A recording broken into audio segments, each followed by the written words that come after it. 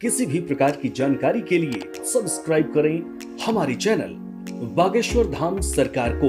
Bell icon को दबाना ना भूलें। अब नारद जी ने प्रश्न कर दिया सनत कुमारों से, महाराज आपकी कथा का हमने चमत्कार तो बढ़िया देख लिया, सामने ही देख लिया, और कोई चमत्कार है? बोले है। बोले सुनो नारद जी, इस कथा को सुनकर के केवल भक्ति देवी के ज्ञान और वैराग्य ही नहीं जागते। ये कथाएं ऐसी है जीते जी तो ठीक है, मरने के बाद से भी उसके नाम से करवा दो तो तरन तारण कर देती है। बोले महाराज ये और बड़ी खतरा वाली बात, जिंदा आदमी नहीं, मरो भी स्वाहा। बोले मर गया हो, अग्निदान हो गया हो और उसने जिंदगी भर पाप किया हो, कभू राम ना जपो होवे, और उसके नाम से भी एक बार अगर आप भागवत कथा रखवा दो तो उसको भी गोविंद के धाम का स्थान प्राप्त हो जाता है। महाराज ये केवल बातें भर बता रहे हो, अपने मठा को कौन पतला बताता है? अपने प्रोडक्ट को बेचने के लिए बढ़िया बढ़िया मार्केटिंग की जाती है। हो सकता हो आप बढ़िया मार्केटिंग कर रहे हो, पहले बढ़िया बताओ कोई ऐसा हुआ हो, पहले प्रमाण दीजिए। बोले बिल्कुल, सुनो इतिहास पुरातनम अकृते, सुनिए एक इतिहास सुनाते हैं आपको। एक ब्राह्मण हुए, तुंगभद्रा नदी के किनारे एक ब्राह्मण रहते थे जिनका नाम था आत्मदेव। उनकी पत्नी का नाम था धुंधली देवी। ब्राह्मण देवता बड़े कर्मकांडी थे, पर धुंधली देवी बड़ी खतरनाक थी। ब्राह्मण देवता जितने सीधे, पंडितानी उतनी ही टेढ़ी थी। नाम था धुंधली देवी।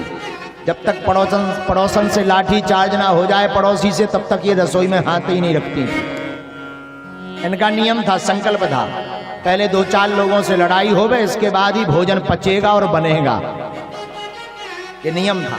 अच्छा लड़ाई भी लड़ती थी तो बड़ी खतरनाक महाराज। जब लड़ाई लड़ती थी तो बगल में मटका रख लेती थी पानी का, उसमें गिलास भर के डाल लेती थी। किसी ने पूछ लिया ये मटका हुए क्यों गाली बकती रहती हो, मटका को अंदर रखे आओ, प्यास लगे तो पानी पी आया करो, फिर आ जाया करो। बोले नहीं पागल हो क्या, हम जब लड़ाई लड़ते हैं तो गाली बकते हैं, गाली बकेंगे और कोई भी गाली सुनेगा तो निश्चित है गला सूखेगा।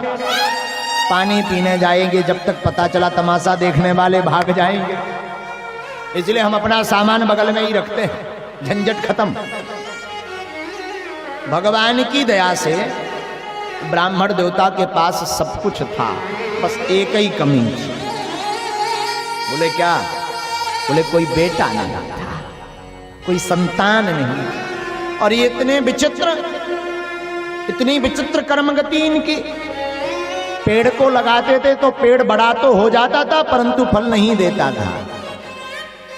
गौ माता दुहती हुई बछड़े के साथ घर लाती थी, लगती रहती थी, पर आगे कोई संतति नहीं देती थी। लोग बड़ा ताना देते, ब्राह्मण बड़े रुष्ट रहते अपने आप से। एक दिन ब्राह्मण ने सोच लिया इस संसार में मरना ही श्रेयस्कर है, बोझ नहीं सह सकते लोगों के तानों का, और पड़ोसियों का बड़ा खतरनाक काम है जले पर नमक छिड़कने का। ये जगत का काम है। मलहम बहुत कम लगाते हैं, मलहम जले पर वो लगाते हैं जो तुम्हें चाहते हैं। मलहम जले पर वो लगाते हैं जो तुम्हें चाहते हैं, बाकी तो सब नमक डाल करके और फड़फड़ाना चाहते हैं। लोगों का काम है आपको परेशान करना। ब्राह्मण देव आत्मदेव ने सोचा क्या किया जाए। सब छोड़ छाड़ के वन चले गए और जंगल में एक वृक्ष के नीचे बैठ करके रोने लगे ब्राह्मण देवता कि हे भगवान हम कितने अभागे हैं, न जाने ऐसा कौन सा पाप कर्म हुआ जिससे ये भोगना पड़ रहा। इतने में एक महात्मा वहां से जा रहे थे। महात्मा ने देखा जंगल का काम, बियाबान बीहड़ जंगल, कोई रो रहा, तिलक लगाए हुए हैं, माला पहने हुए, सिखा भी है, लगता ये पक्का ब्राह्मण है और भगवान का भक्त है, जाकर के जरा सत्संग कर लेना चाहिए। पहुंच गए। कथम रोदसी विप्रात्वम काते चिंता बलीयसी। बदतम सत्यवरम मह्यम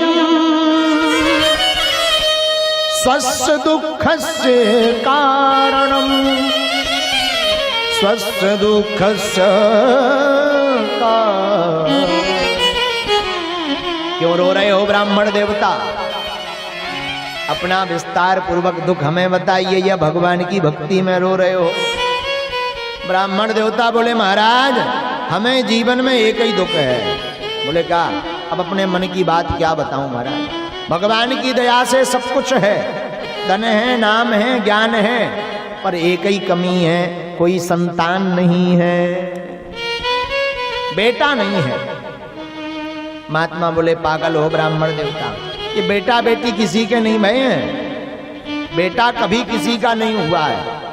इन चक्करों में मत पड़ो, बढ़िया भगवान का भजन करो, माला लो, हरि नाम जपो, कीर्तन करो। ब्राह्मण देवता समझाने लगे, महात्मा जी आप क्या जानो बेटे का सुख। जब पापा पापा कहता हुआ बेटा नजदीक आता है तो कान में रसगुल्ला जैसा घुल जाता है। आप क्या जानो, आप ठहरे साधु महात्मा, आपको क्या पता बेटे का सुख क्या होता है। महात्मा बोले देख भाई अब तेरा हम भाग्य पढ़ के देखते हैं क्या स्थिति है। महात्मा बोले सुन, एक जन्म तो एक जन्म, तुम्हारे भाग्य में जो लिखा हुआ है सप्त जन्मावधि तव पुत्रो नैवचा नैवचा, एक जन्म तो ठीक है, 7 जन्म तक तुम्हारे भाग्य में कोई पुत्र नहीं लिखा हुआ है। अरे अब तो पहाड़ टूट गया दुख का आत्मदेव ब्राह्मण पर, खपाड़ लिया, महात्मा के चरणों में भड़ाक से मार दिया। महात्मा डर गए, भयभीत हो गए, भाई क्या कर रहा है? अरे बोले महाराज अब हम प्राण तुम्हारे चरणों में त्याग रहे हैं। क्यों? पहले तो एक ही गुना दुख था, तुमने ये बता करके हमारे दुख का लेवल 7 पर पहुंचा दिया, 7 गुना और बढ़ा दिया। तैयार हो जाओ ब्रह्म हत्या भोगने को। अब या तो आशीर्वाद दो कि बेटा होगा, या फिर ब्रह्म हत्या भोगने को तैयार हो जाओ। संत भगवान बोले बताओ खामा कहां से हम फंस गए सेंतमेंस में। ऐसे बढ़िया चले जा रहे थे, हम तो सोच रहे थे ये भगवान का भक्त बैठा, ये तो बेटे का भक्त बैठा है। बेफिजूली में फंस गए भाई। अब अगर नहीं आशीर्वाद देते हैं तो ब्रह्म हत्या भोगेंगे, क्या किया जावे? मन में विचार करते रहे।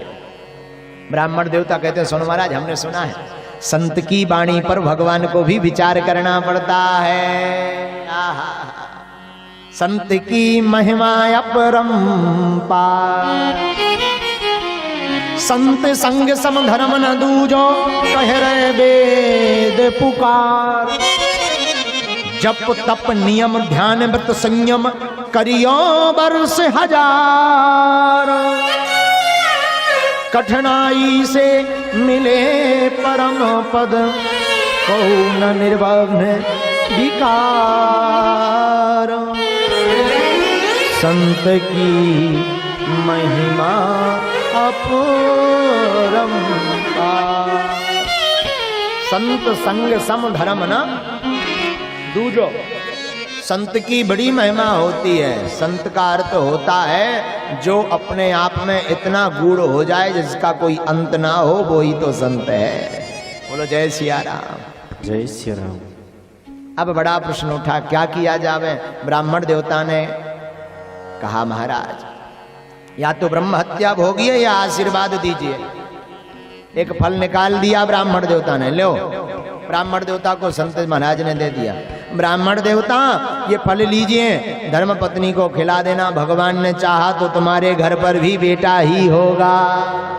आहा, अब बड़े खुश हो गए। जय हो महाराज आपकी। कोई नियम तो नहीं करना है? हाँ हाँ करना है, पवित्रता रखनी है, राम नाम का जप करना है।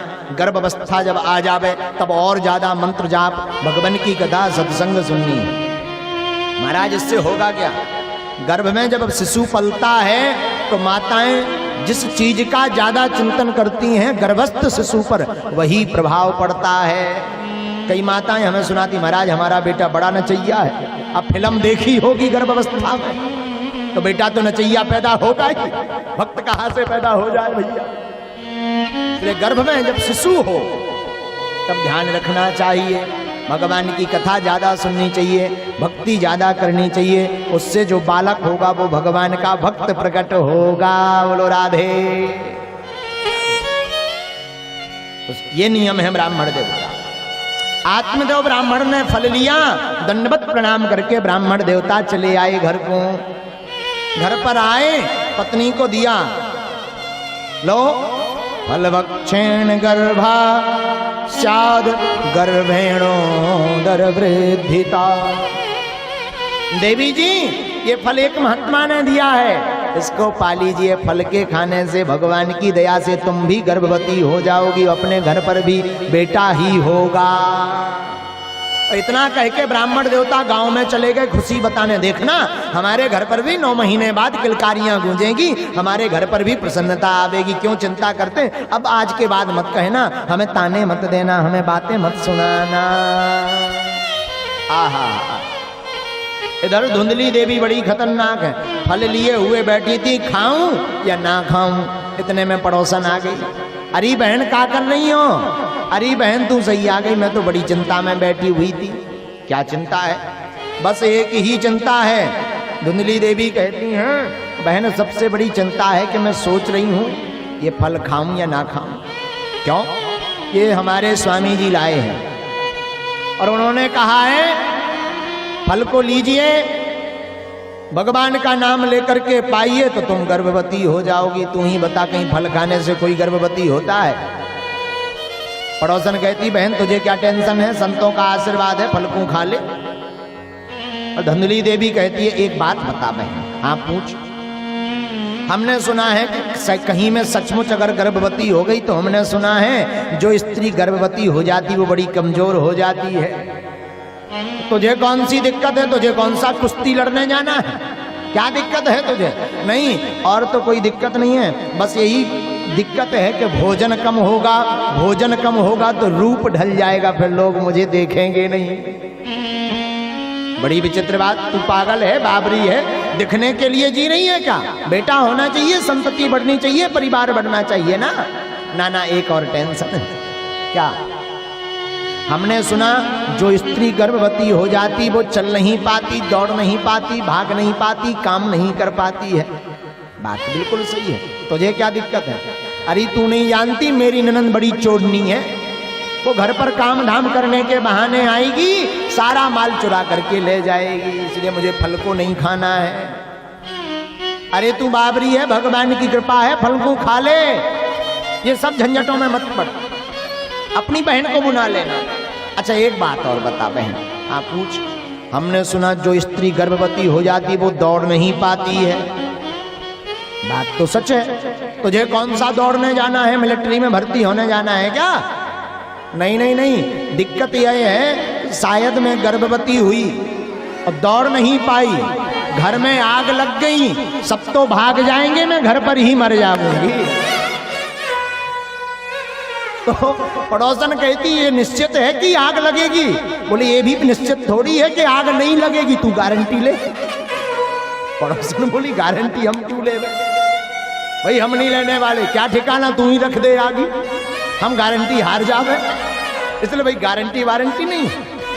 अंत तो गत्वा पड़ोसन अपना माथा पीटती घर को चली गई। इतने में धुंधली देवी की एक बहन आई, उस पर भगवान की बड़ी कृपा थी। 2 ठैया बालक घर पर छोड़कर आई थी। 2 बालक आगे चल रहे थे, उसके ही बेटा। एक बेटे को 9 कुदैया लिए हुई थी और एक बेटा गर्भ में पल रहा था। भगवान की बड़ी दया, क्रिकेट टीम तैयार हो रही थी। अब वो भी आ गई। धुंधली देवी ने कहा अरे बहन तू बढ़िया आ गई, आजा बैठ जा। अरे बहन तू चिंता में क्यों दिख रही है? कुछ मत पूछ, ये स्वामी जी फल लाए हैं, कहा इसको खा ले, गर्भवती हो जाएगी, बेटा हो जाएगा। अब तू ही बता क्या फल खाने से बेटा होता है? ये किसी संत महाराज ने दिया है? बहन तो चाहती थी कि भगवान करे इसके कोई संतान ना हो। हमारे इतने हैं, 1-2 यहीं पर शिफ्ट हो जाएंगे, तो भगवान करे इसके कोई। अरे बहन तू काइन बाबाओं के चक्कर में पड़ी हुई है, ये बाबा बड़े खतरनाक होते हैं, ना जाने कौन सा जादू का मंत्र लगा दे, तुझे बस में कर दे, पागल कर दे, क्या कर लेगी? बात तो बिल्कुल सही की, पर मैं स्वामी जी को क्या बताऊंगी? स्वामी जी बड़ी निष्ठा से लाए हैं। एक काम कर, तू गर्भवती के चक्कर में मत पड़, अभी अभी हमारे गर्भ आया है, तू गर्भवती होने का नाटक शुरू कर दे, हमारे जो भी होगा हम तुझे दे देंगे। अपने पति का, मेरे पति का मुंह चुप करने के लिए कुछ संपत्ति दे देना, मैं उन्हें समझा दूंगी। ये बढ़िया उपाय है, सरल उपाय है। इतना उपाय जैसे ही बताया तो वह धुंधली देवी प्रसन्न हो गई और पूछने लगी इस फल का क्या किया जाए। ये जो गाय है ना कई दिनों से बंधी, इसके कोई संतान नहीं है, इस गौ माता को ही वो फल को खिला दे। गाय को फल को खिला दिया, खुद गर्भवती होने का नाटक किया। कालांतर में धुंधली की बहन के एक बेटा हुआ। वो रातों रात चुपके से धुंधली को दे दिया और कुछ संपत्ति देकर के उसके पति को चुप करा दिया। अजब जैसे ही बेटा भया धुंधली की बहन का, और इधर खुशी मनाई गई। ब्राह्मण देवता बड़े प्रसन्न भये, क्योंकि गर्भवती होने का उनकी पत्नी नाटक करती रही। ब्राह्मण देव बड़े प्रसन्न भये, भैया जय हो, भगवान और संत भगवान की जय हो, हमारे घर पर भी बेटा हो गया। बाजे बजने लगे, बधाइयां बजने लगी, लोग जय जयकार करने लगे। अब कई दिन तक महोत्सव चला, ब्राह्मण देव संत की जय जय करने लगे, अच्छे साधु मिले, हम पर कृपा कर गए। लेकिन जो फल गाय को खिलाया था उसके भी एक बेटा हुआ। उसके जो संतति हुई वो बछड़ा नहीं हुआ, बछड़ी नहीं भई, उससे जो संतति हुई उसका पूरा शरीर मानव जैसा था, बस कन कान कर्ण केवल गौ जैसे थे। अब तो और कौतूहल का विषय बन गया। पूरे क्षेत्र के लोग देखने आने लगे। भैया पहले तो ब्राह्मण देवता के घर पे एक भी पुत्र नहीं था, अब तो गैया के भी पुत्र होने लगा। बड़ी बात है। बड़े बड़े लोग चमत्कार देखने आने लगे और चमत्कार देखने लगे। सबने दर्शन किए, ब्राह्मण देवता ने भी दर्शन करवाए सबको। एक दिन ब्राह्मण देवता अपने बालक का नाम सोच ही रहे थे कि क्या रखा जावे, सोच ही रहे थे। तो जो गौ के बालक था उसका नाम कान गौ जैसे थे, तो नाम रख दिया गौकर्ण। क्या? गौकर्ण। अपने बेटे का नाम सोच ही रहे थे, तब तक धुंधली देवी जी आ गई। बोली महाराज क्या कर रहे हो पंचांग लेकर के? देवी जी बेटे का नाम संस्कार कर रहे हैं। महाराज 9 महीना गर्भ में दुख हमने भोगा है, हमने शिशु को पाला है, तो नाम रखने का अधिकार ही हमको होना चाहिए। देवी जी तुम अपने हिसाब से रख लो। महाराज हमारा नाम धुंधली देवी, तो बेटे का नाम धुंधकारी। अब बेटे का नाम हो गया धुंधकारी। अब भागवत में आया है आगे, गौकर्णो पंडितो ज्ञानी धुंधकारी महाखला। जो गोकर्ण हुए वो तो बड़े पंडित हुए, ज्ञानी हुए, विद्वान हुए, परंतु जो धुंधकारी भया वो महाखल भया, बचपन से ही बड़ा खतरनाक हुआ। छोटे छोटे बच्चे पल्ले में लेटे हों, चाटी लेकर के भाग जाता, 2-4 चाटा मार के भाग जाता, बचपन से ही खतरनाक। कोई अंधा व्यक्ति रास्ता पूछे तो कुआं में गिरने की रास्ता बता देता, दूसरे गांव की रास्ता बता देता, काऊ और के घर में घुसवा देता। इस पड़ोसी का सामान लेवे, दूसरे पड़ोसी के घर में रखे आवे, दोनों की लाठी बाज जावे चोरी के चक्कर में। बचपन से ही महाखल भया। बड़ा हुआ तो धुंधकारी ने 5 वेश्याओं को रख लिया। ध्यान से सुनिए, 5 वेश्याओं को रखा और घर का सारा संपत्ति वेश्याओं को देने लगा, धन देने लगा। धीरे धीरे धन समाप्त हो गया तो पिताजी को पकड़ लिया, पीटने लगा। पिताजी आपने छिपा करके संपत्ति को रखा है, बताओ कहां पर रखा हुआ है? पिताजी हाथ जोड़ने लगे। बेटा कुछ भी नहीं है। पिताजी को खूब पीटा धुंधकारी ने,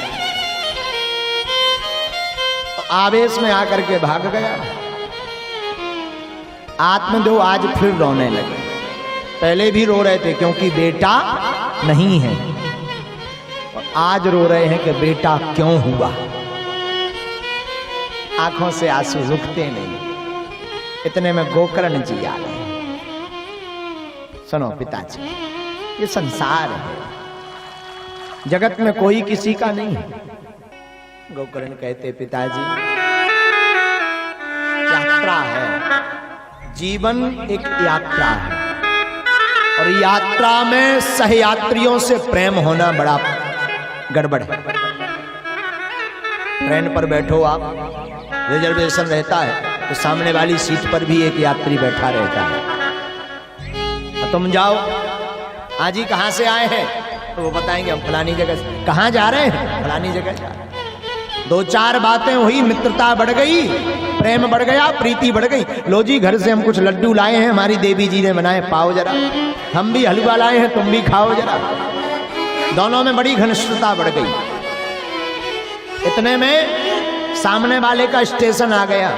अब तुम खूब रो, मत जाइए, रुक जाइए, मत जाइए, आपके बिना अब हमारा यात्रा अधूरा है, हमें बड़ा बुरा लगेगा, हम किससे बातें करेंगे, आप ही तो सब कुछ थे। देखो कितनी बातें की, मीठा मीठा खिलाया, और खवाएंगे, रुको। अब वो चाहे भी, रुके भी तो काले काले कोट वाले आएंगे, धक्का मार करके फेंक देंगे बाहर। उसी प्रकार संसार भी एक यात्रा है। ये जितने भी रिश्ते नाते हैं ना, माता पिता भाई बहन पुत्र पुत्रियां, ये भी सहयात्री हैं। बातें होती हैं, प्रेम बढ़ता, वो लड्डू खिलाते, मिठाई खिलाते, पान खिलाते, बरमाला डालते, माता के हम चरण छूते, पिता के चरण छूते, मित्रता बढ़ती जाती। और जब उनका स्टेशन आता है तो शमशान पे जाके बार देते हैं। अब कितना भी प्रयास करो, मत जाओ, हम बारेंगे नहीं, रुक जाओ पिताजी, आपके बिना हम कैसे रहेंगे, आप मार्गदर्शन देते हैं। अरे भाई चाहे करके भी वो नहीं रुक सकता, काले काले जम के दूत आते हैं, स्टेशन आते ही वो उन्हें पकड़ करके ले जाते हैं। ये संसार एक यात्रा है, इस यात्रा से प्रेम नहीं होना चाहिए।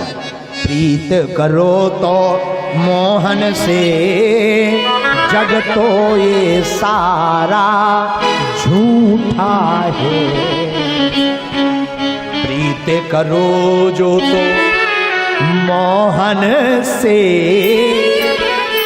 जग तो ये सारा भैया झूठा है। प्रीत करो तो मोहन से करो, जग सारा झूठा है, कोई अपना नहीं है, साफ बेगाने हैं, तय में तोड़ तोड़ में माया। सब प्रपंचों में फंसाए हुए हैं, आपको फंसे रहो जब तक हो, और जहां मरघट का टिकट कटा सो जय सिया राम।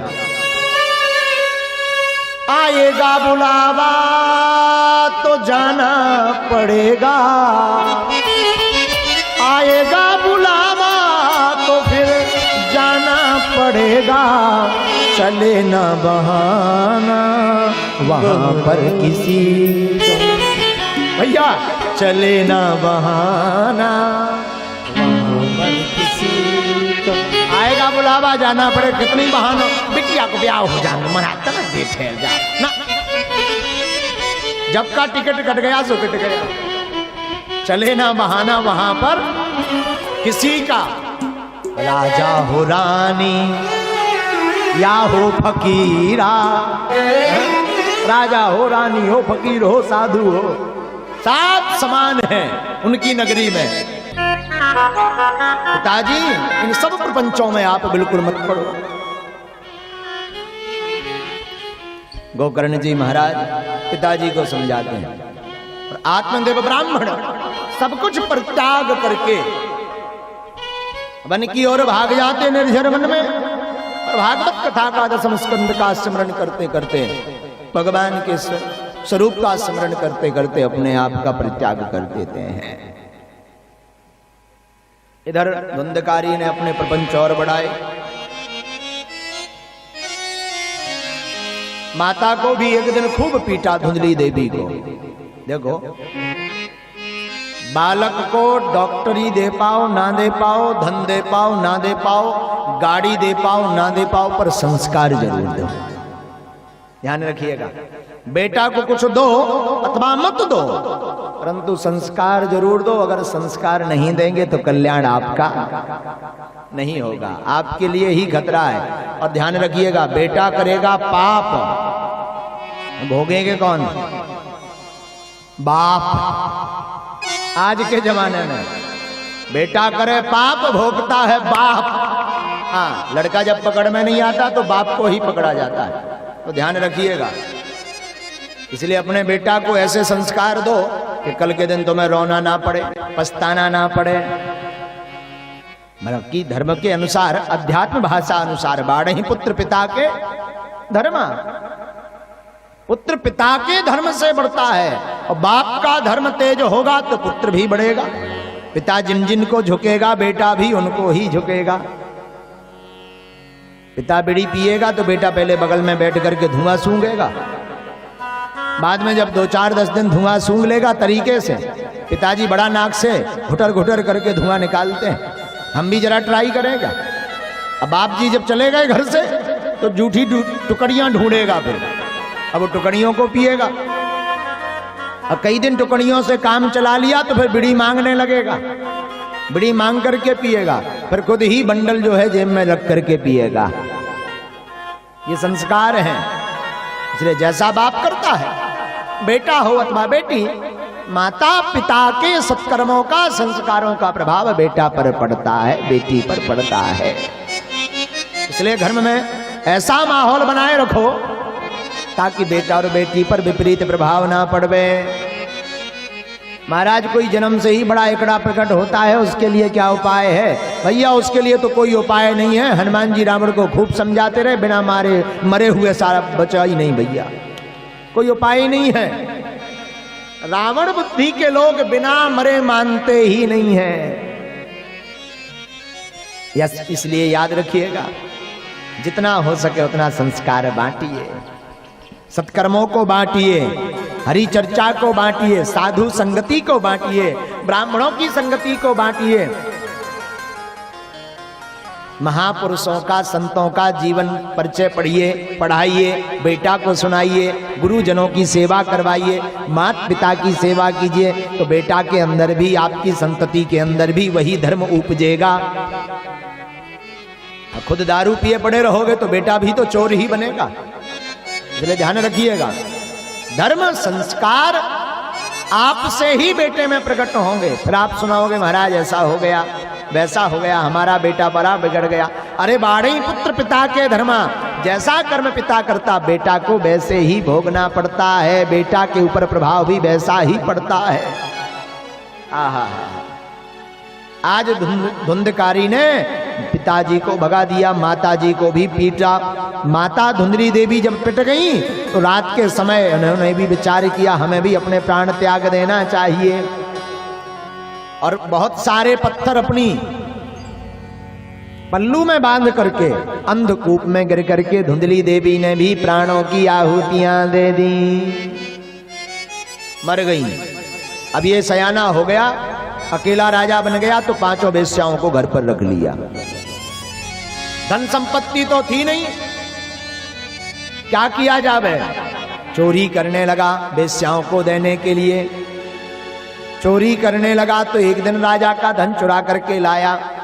वेश्याम ने देखा ये राजा का धन भारी चुरा करके लाया, एक दिन ये अवश्य पकड़ा जाएगा, नाम पूछेगा तो राजा को ये अपना भी नाम बता देगा, तो इसके साथ साथ हम आपको भी फांसी लगेगी। क्या किया जाना चाहिए? एक काम करो, बोले का इसको मार देते हैं, मटेरियल माल खूब हो गया है, इसकी प्राणों की आहुति दे देते हैं और चलते हैं, दूसरी जगह देखें। रात के समय धुंधकारी को खूब मदरा पिलाई, और जब वो लस्त होने लगा, सुस्त होने लगा, तो गले में रस्सा डाल करके प्राण पखेरु उड़ा दिए, और जलते हुए अंगारे धुंधकारी के मुंह में ठूस ठूस करके वेश्याओं ने भर दिया। वहीं पर गड्ढा खोद करके धुंधकारी को गाड़ करके वेश्याएं चली गई धन लेकर के। इधर धुंधकारी शांत हो गया, उधर गोकर्ण जी महाराज ने गया दान श्राद्ध किया। अनेक तीर्थाटन करने के बाद कई दिनों बाद घर को आए, तो रात को रुके तो एक प्रेत सताने लगा, वो कभी कुछ बने कभी कुछ बने, माया दिखाने लगा। गोकर्ण ज्ञानी है, गोकर्णों पंडितों ज्ञानी। अंजलि में जल लिया, अभिमंत्रित किया, और प्रेत आत्मा की ओर छिड़काव कर दिया, तो वो खड़ा होकर के रोने लगा। गोकर्ण ने पूछा कौन? अरे भैया हम तुम्हारे बड़े भैया धुंधकारी हैं। भैया तुम? हाँ, तुम्हारे नाम से तो हमने गया जी में खूब पिंडदान करवा दिए हैं, पर तुम प्रेत योनि में कैसे? धुंधाकारी कहता है भैया हम कोई साधारण पापी नहीं है, नंबर 1 के पापी है, हमने जीवन भर पाप के अलावा कुछ किया ही नहीं है, कोई बढ़िया सा उपाय करो वरना हमारी तो बड़ी बुरी गति है। गोकर्ण जी कहते हैं चिंता मत करो, कोई ना कोई हम उपाय निकालते हैं, रात भर रुको ठहरो। सुबह भाई गोकर्ण ने कई महापुरुषों को वंदन किया, पूछा और कोई अर्थ नहीं निकला, और सूर्य भगवान को अर्घ दे ही रहे थे तब तक व्योमवाणी आकाशवाणी से प्रेरणा लगी, सुनो गोकर्ण जी अपने भाई को प्रेत योनि से मुक्त करना है तो श्रीमद् भागवतम महापुराण तिलकम श्रीमद् भागवत रूपी सदग्रंथ को रखिए, तुम्हारा भाई प्रेत योनि से मुक्ति पा जाएगा। बोलो भागवत भगवान जय की जय। आहा, जैसे ही सुना भागवत रूपी सदग्रंथ का पारायण रख दिया। बड़े बड़े देवी देवता रूप बदल करके कथा सुनने को आए, आसपास के लोग आए, और धुंधकारी भी प्रेत योनि में वायु रूप में भागवत कथा को सुनने पहुंच गया। और जैसे ही पहुंचा तो बैठने का स्थान तो दिखा नहीं, 7 गांठ का एक बांस लगा हुआ था, सबसे ऊपर की ग्रंथि पर बैठ गया और कथा को चित्त पूर्वक सुनने लगा। पहले दिन की कथा हुई तो पहली ग्रंथि फट गई, दूसरे दिन की कथा हुई दूसरी ग्रंथि फट गई, तीसरे दिन की कथा हुई तीसरी ग्रंथि फट गई, 7वें दिन 7 ग्रंथियां फट गई। अब वो नवनीत स्वरूप लेकर के भागवत भगवान के सामने भरे समुदाय श्रोता के सामने प्रकट हो गया, श्यामल देह लेकर के हाथ जोड़ करके आहा, और प्रार्थना करने लगा, धन्या भागवतीर्वार्ता प्रेत पीड़ा विनाशनी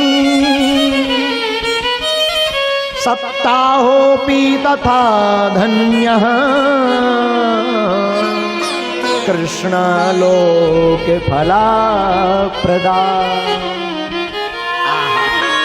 धन्य है महाराज, भागवत की कथा धन्य है, धन्य आप हैं जो मुझ जैसे महापापी प्रेत को भी तरन तारन कर दिया, धन्य है धन्य है। बोलो भागवत भगवान की जय हो। इतने में देखा भगवान श्री हरि का पुष्पक विमान धुंधकारी को लेने के लिए आ गया, भगवान के पार्षद लेने को आ गए।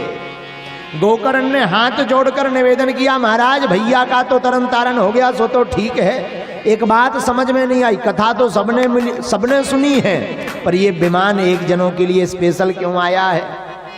सबको आना चाहिए ना, ये तो कृपा में जो है भेद किया गया।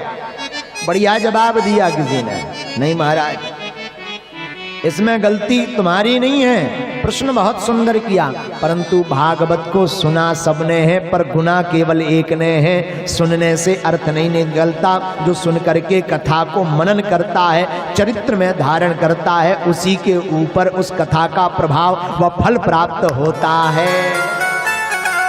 इसलिए धुंधकारी के लिए यह विमान आया है। इतना सुना, धुंधकारी सबको वंदन करके भागवत की महिमा गा करके चला गया। श्रवणस्य विभेद फल वेदो अत्र संस्थिता, श्रवण का फल है, दोबारा कथा की गई, सबके लिए विमान आया, सबका तरन तारण भया।